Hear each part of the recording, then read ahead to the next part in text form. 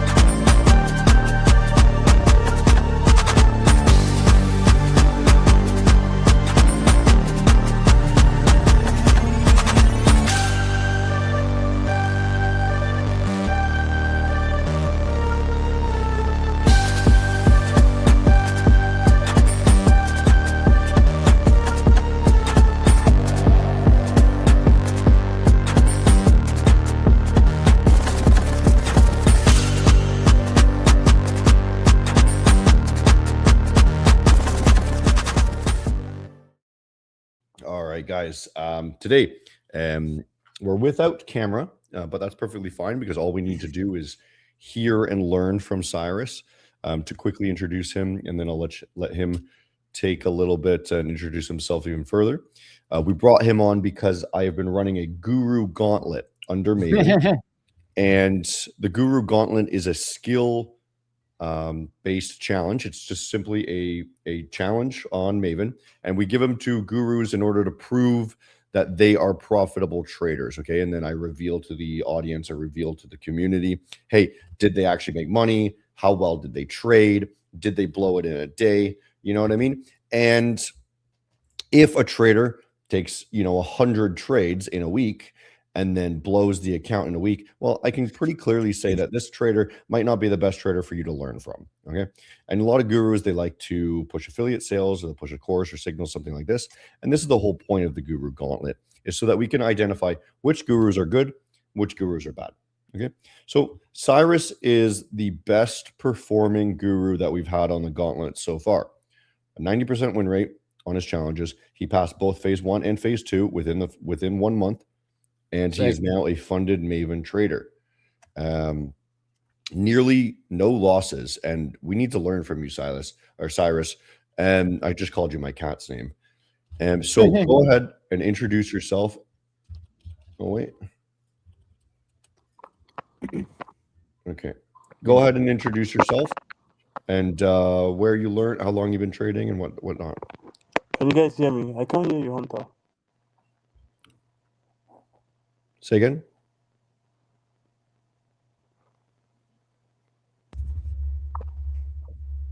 Okay. Okay. Okay, I think I can hear you now. Okay. Okay. You hear me all right? No, I can't again. I can't. Oh, James, We can hear try to- you. I can hear you, James, but I can't hear Hunter. Check. Check.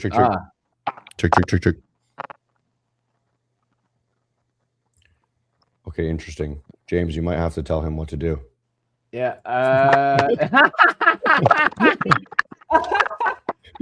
Oh, jeez. Well, so you can hear me, but you can't hear Hunter. That's interesting. Hunter, Yeah, I can hear you. I can see my microphone going. Yeah, I can hear you. Okay. I think I'll leave and join back. Let me leave and join back. Okay.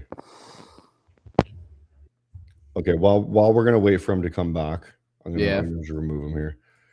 Okay. Hopefully he comes back nice and quick.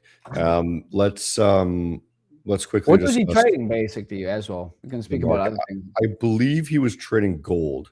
Okay, and what's interesting is gold was, more or less not doing a whole lot, if I recall.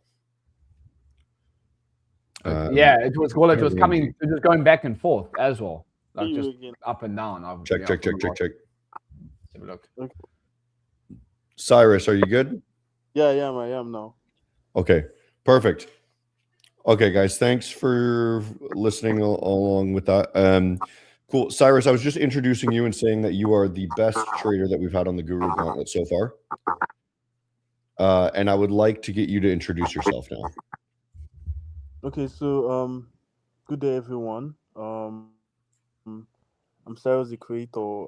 I've been in the prop firm industry for quite a while, about 4 years now, and I have been in the trading space for 6 years, since 2020, and I'm not just a trader, I'm also a tutor, having taught over 100k students globally, right? And I do have like a working strategy that I work with, which has passed various prop firms, and one of them also is the Maven Guru Gauntlet. Okay, perfect.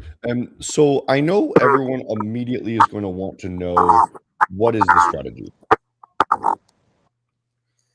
Okay, so my strategy is not really difficult, right?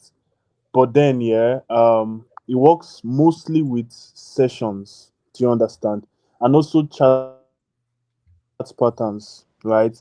So it's more like head and shoulders, right? But then I actually find it in a kind of way that fits into my style of trading, my risk to reward, and my favorite trading session. So based on the location I stay at, I love trading the London session, right? Because that's basically when I wake up. So whenever I get, probably, let's say, the movements that the Asians did, right, I tend to find my points of liquidity, either the low that was formed or the high that was formed, right? Then I tend to see a sweep. Right, if possible, of either of the lows or the highs. Then I try to find a point of interest around that range, and I spot either a head and shoulder or inverted head and shoulder. Basically, that. Sometimes I trade during the new. Yeah. What time frame? What time frame you looking for these on? So I trade the 15 minutes time frame, but then whenever I like have a long trade, let's say I am not trading only for that day, I see a very strong trend about to happen, I use the 3 hours time frame. 3 hour time frame. 3 hours of 3 odd hours, time yes. frame. Can you explain? Yeah, I've never why? heard It's of very that one. odd. Actually very odd, but then I think it actually gives me like the most precise, will I say precise, but it actually gives me one of the smoothest point of interest. Okay, And where did you find the 3 hour time frame? Because everyone uses the 4. So was this just a Now, random? You accidentally took 3 one day, and it just seemed to work better. when I backtest, yeah, I try to check.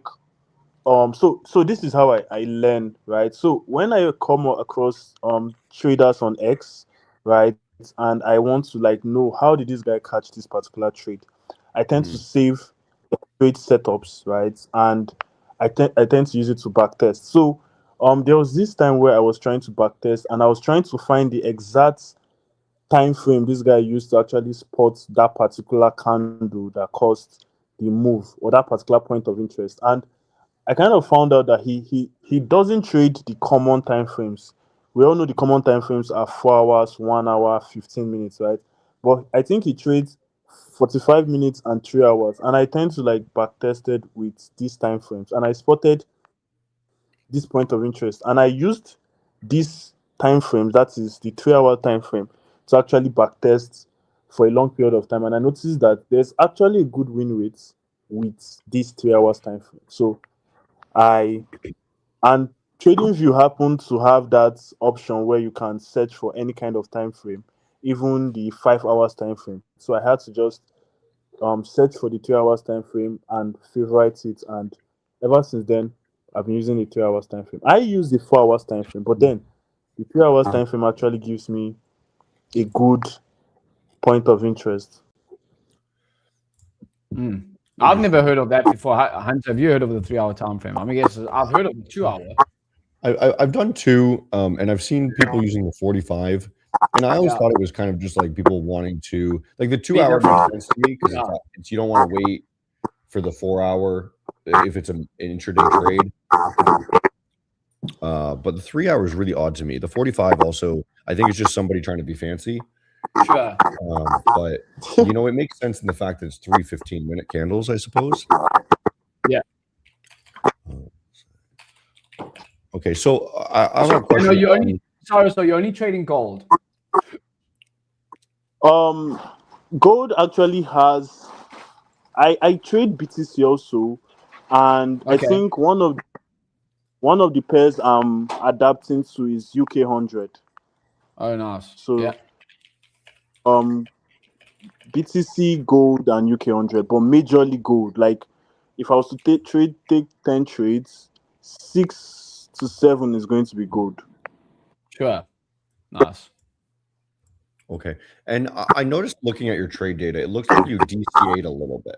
Like you weren't doing martingale, but it looked like you would enter a couple times into the trade. Is this correct? Yes, actually, because I do have like a bias, a trend bias where I tend to know that okay, this market is going into this particular direction, and I know for sure it's going to this direction.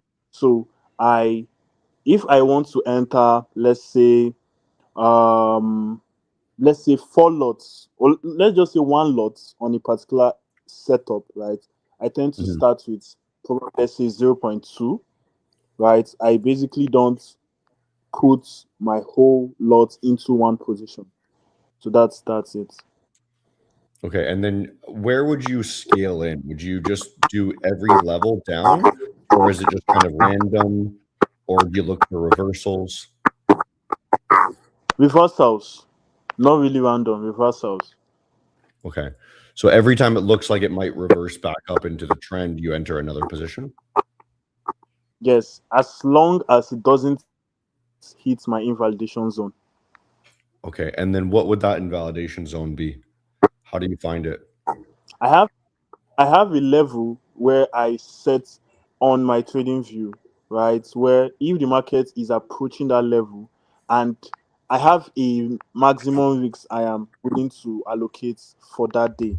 Do you understand? So if the market Mhm. hits that maximum risk and that particular point of interest, I tend to close out Sure. from And that are particular you only trade. looking at technicals as well, Cyrus? Or are you looking at any fundamentals as well for gold or anything like that? I do look at fundamentals, right? Um, especially during high impact news days, I do look at fundamentals, and I tend to also have check out the other pairs like BTC, the DXY currency, and the rest like that. Sure. And I tend to like um the movements that happen with those pairs. Do you understand? And I tend to use it to determine will the outcome also be in play on gold. Do you understand? So I don't only major on technicals. I also respect the fundamentals. Mhm. Okay, interesting. So I've got a question from the audience here. Asking about reverse engineering. Um, First of all, how, like you said, you look at traders on X and you try to figure out what they make. So you're reverse engineering their trades without them telling you. How do you do that? So this is it, yeah, right? I am someone who I love to learn. Do you understand? And I just want to understand how certain traders' perspectives are. Do you understand? So let's say if I see a particular trader on X, for example, who has a very good win rate on his trades, I tend to want to know how does this guy get his trades? How does this guy sometimes where I lose in the market, I tend to want to know, okay, what did I do wrong? What is my correction? It's just like going to school where you get given an assignment and you come back the next day with the assignment being done and your teacher tells you that okay you failed at this point, you failed at this point. So that is what I tend to do for myself, right? I always want to know why did I lose, why did I fail today. Mhm. And certain traders who I see their trades, who place the same trades that I did, and they won those trades. I want to know, okay, even if I don't reach out to them directly, I would love to say, okay, I want to understand how you passed or how you won this trade for today. How did gold make you profit and gold made me loss? So I tend to save their before and after setups. I tend to see, okay, when I'm in my free time, I take those images and I backtest them, right? Okay, Mhm. so I did this wrong. This was what this person saw that made him win this trade. This was what I ignored that made me lose this trade. Cool. And would you recommend that over just asking the mentor directly and learning from them? So, if I was going to do direct approach, right, I was going to reach out to lots of persons. Do you understand? So, Mhm. I won't say it is wrong to directly approach these people, but then there are certain times where you just want one information, you just want one line of information to just tell you that okay, this was what you did wrong and nothing else. Do you understand? So you can use it to improve yourself. So most times you don't really need that direct tutoring from these people. Their footprint is already on their charts. Their handwriting is already on their chart. So Mhm. instead of like directly approaching them, you can actually just pick these things from their charts and see how they trade. But then you can also approach them directly, right? I'm not diminishing that fact, but then there are certain times where certain people who you really can't approach, you will see their handwriting on their charts and their setups, so you can Mhm. actually learn from them. Yeah. Sure. This is really good advice, actually. This is somewhat what I've done from really good traders. Just look at the trades they post. They don't say anything. They don't teach anything. These are the best guys, right? Because you know they're making money because that's just all what they're doing, right? And you have to decipher what they're saying. And it's really difficult. So Yeah, actually. how long do you think that took you to find kind of the edge you have now? And what sort of sources did you look at? Like who did you look at? So directly, yeah, I got taught by lots of traders, right?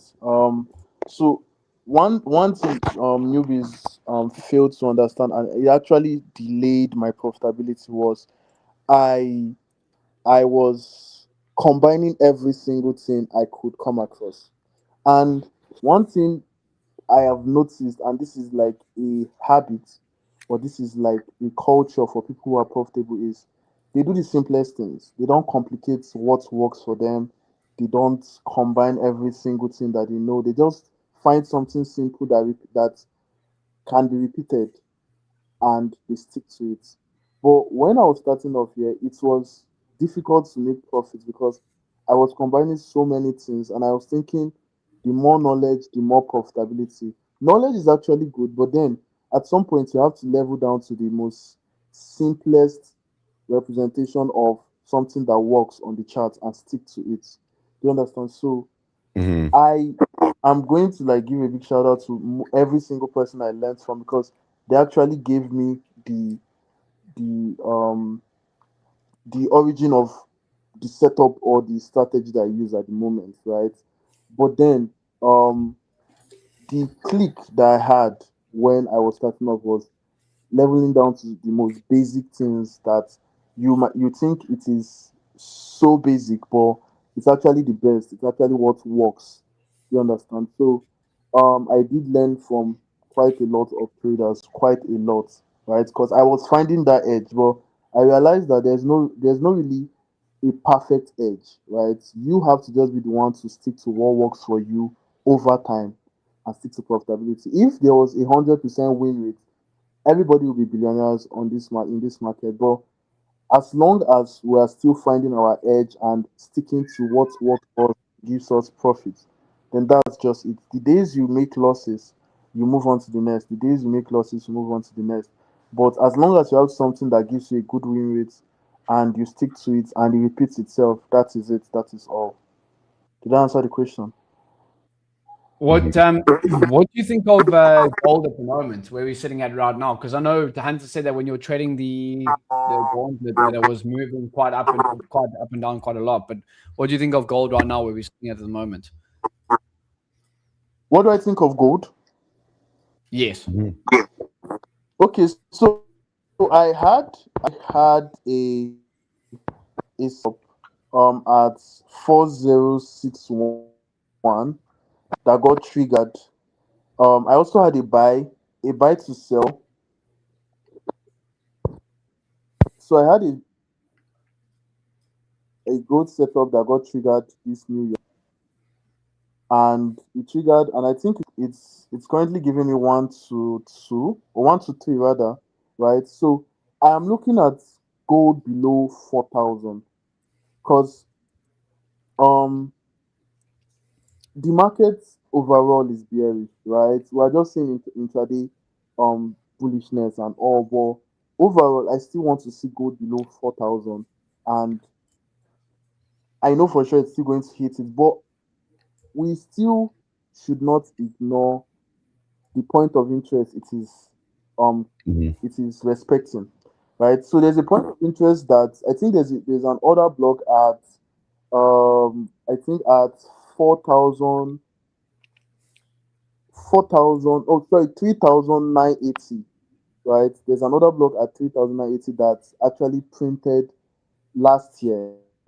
right? So it Mhm. is currently respecting it, and it's a strong order block because it showed itself at the weekly time frame and also at the daily time frame. But then, as long as that order block holds, then we can still see gold range from 3,900 to 4,150 within that range. But I still want to see gold at below 4,000 again. And I still have another sell entry at 4,150 on gold. For So yeah, 150 to go to the short side, of course, right? but overall,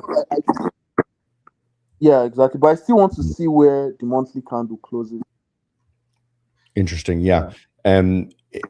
It's interesting to me. So I'm currently in the view on gold that if this level doesn't hold, we're going all the way back down to 35 and below, right? So you're looking at potentially losing the 4,000 level and going really low, or are you looking at something different? So I'm still looking at this. Um, so I'm opening my chart to confirm the prices. So can you guys still hear me clearly? Hmm. Okay. So I still want to see the sweep of liquidity at 3,900, right? Because overall gold has been Yeah. bearish and it swept the liquidity at 4,100. It swept the same liquidity, another liquidity at 4,025.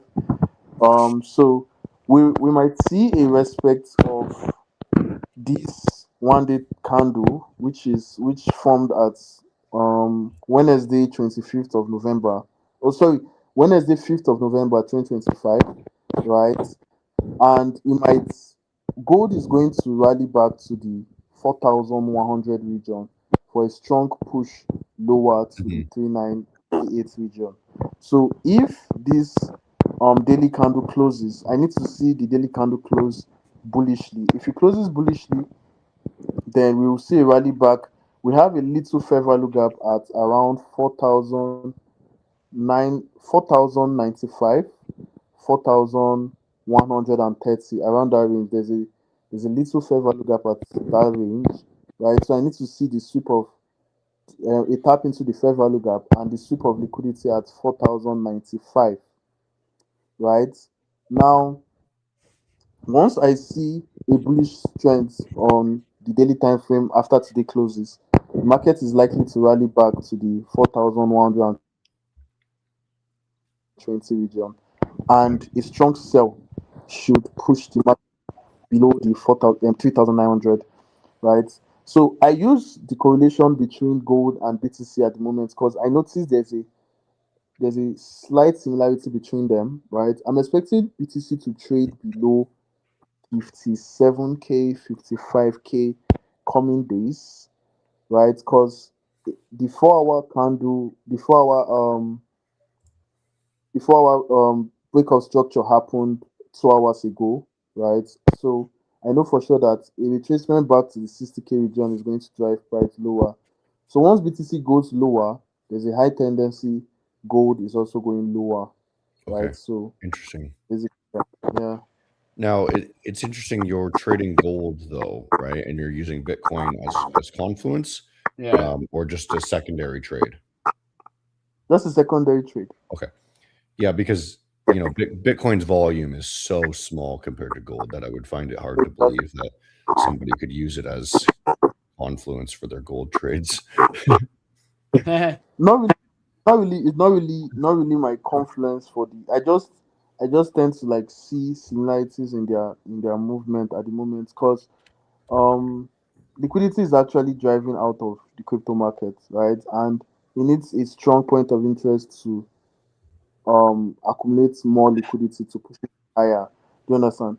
And also, Mhm. gold has been on a downtrend right from when it tapped 5K. Do you understand? So I'm not really using them as confluence. I'm just seeing similarities in their movement. Okay, interesting. Yeah, good. I jotted down a couple questions here I saw from the audience, James. Yeah. Let's um, let's ask them. So these are just kind of more fun ones, I think. What sort of beliefs do you think people hold today that will be completely wrong in 10 years regarding trading? Um, what sort of belief do people hold today that will be wrong in 10 years? Yeah. What do you think's changing in the market? What do you think's So, not going to be popular anymore? so, first and foremost, yeah, I do have a perception that people tend to think flipping their way into um a solid capital is something they can do, right? But even though this market is a market that favors the 5% out of the 100% that comes in, people would think they flip into profit or flip into a large sum of profit. It is still the 5% out of the 5%. So let me break it down, right? There's this trend on Twitter where people come out, they fund $10 and they flip it to like 1K. They repeat, they repeat, they repeat. I am in so much belief that you could actually direct this energy into prop firms and level up from there rather than thinking you can flip your way into so much capital. Do you Mhm. understand? So that is one. That is one that I believe that not even in the next 10 years, in the next 3 to 5 years, right? people will no longer be posting those flips any longer. People will start posting their prop firm certificates that they bought with the prop firms that they bought with probably, let's say, $100, and they make a payout of 1K. They repeat, and so on and so forth. Do you understand? Then, um, secondly, secondly, I do believe, right, that a lot of people are going to automate their strategies. Do you understand? A lot of people are going to automate their strategies. It is not really something that is common now, even though a lot of people do it, but it's not as common as it is, as we think it is. Mhm. So in the next 5 to 10 years, a lot of people are going to automate their strategies where probably trading view indicators, people who are going to be building their own personal trading view indicators, they are going to code it with Pine scripts, they are going Mhm. to implement it on their trading view, and they don't really need to do the whole come up, draw your lines, draw your boxes, and analyze. They just wait for the indicator to just show them a setup or a signal, and boom, they just enter. So lots of automation are going to be coming years, next 3, 5, 10 years.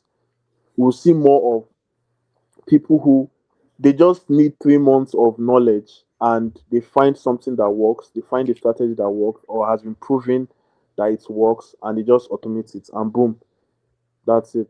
Yeah, you think everyone's going to be using Claude to program their scripts? Yeah. High tendency. Yeah. There's a high Do you, could you code your strategy? What you do? You said what? Could you code your strategy, or have you started to code your strategy in what you do with AI? So I won't say I've started coding my strategy, right? What I've done is basically um just have an indicator that shows me inverted head and shoulder. Basically that. Do you understand? That just shows me that pattern in the 4 hours time frame, or in the 3 hours time frame, or in the 1 hour time frame. That's just it. But then I believe that there are certain times where no matter how smart or brilliant you are with automation and the rest like that, the market is still controlled by people. It is still controlled by human psychology. It's still controlled by lots of things that actually sometimes it will definitely go against automation, and it will just mess up some automations up, right? Like some volatility moves, some new spikes, and the rest like that. So you really cannot rely on automation 100%. Do you understand? But what I just do is I just set up an indicator that just shows me a chart pattern. Basically, that when I see the chart pattern, I now lower down to my confirmation entries and my session, and that is it. So for 100% using my strategy coded, right? I have not done that. Sure. Okay. And then another question somebody had was, do you recommend having multiple strategies, or is it better just to stick to one? No, no, no, just stick to one, Yeah. right? Now, I want to say something about this question again, right? Now, I am someone who has traded the crypto markets. I was actively a crypto trader as far back as 2021, 2022, right?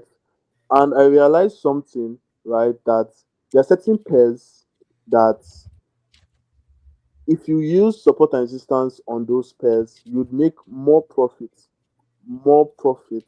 than someone who uses probably smart money concept on that pair.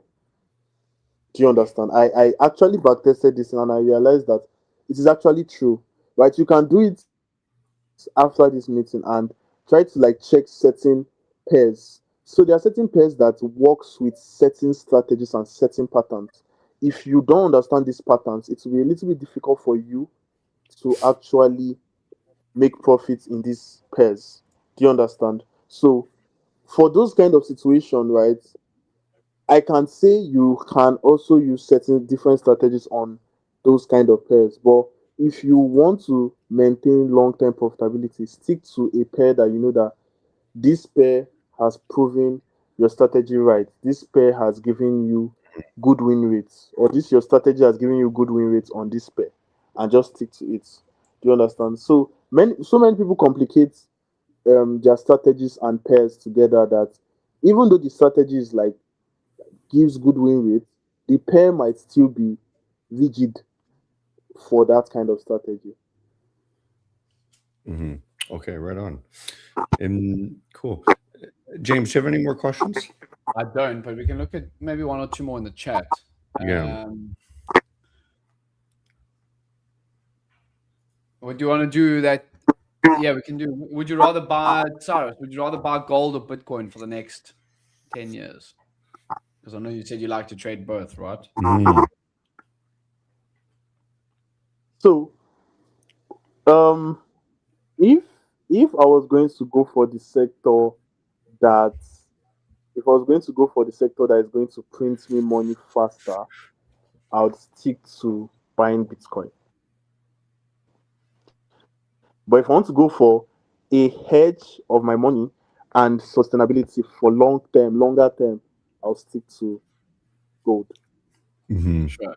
Yeah, that's what I had just said. So let's say I have $100. Let's say I have $100. Which one do I buy? I'm definitely buying BTC. Definitely buying Bitcoin. Okay, so I think your answer completely depends on how much money you have, right? Let's say you have $100,000. Now, government policies can actually come all of a sudden, and boom, you hear, okay, Bitcoin is banned from certain areas. Bitcoin is banned from this. Bitcoin, but then it's very hard for you to see that in gold. Gold has stood the test of time, even before the advent of the internet.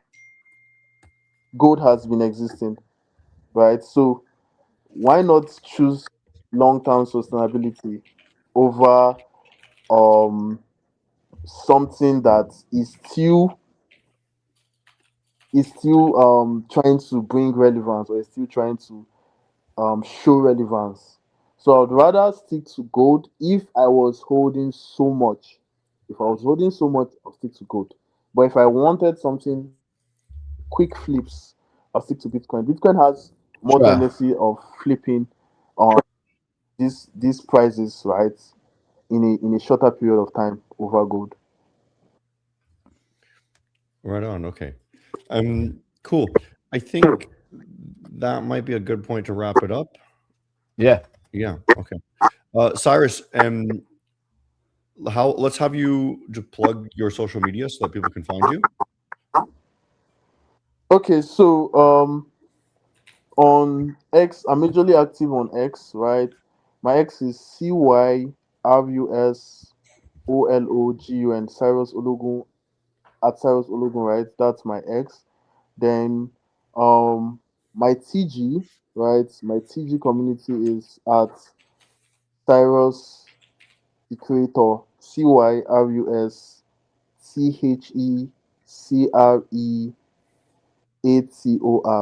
So that's my TG community, right? So my X account has so many educational contents and my trade setups. I drop my trade setups on a daily basis, right? On a daily basis, crypto, forex, they always drop there.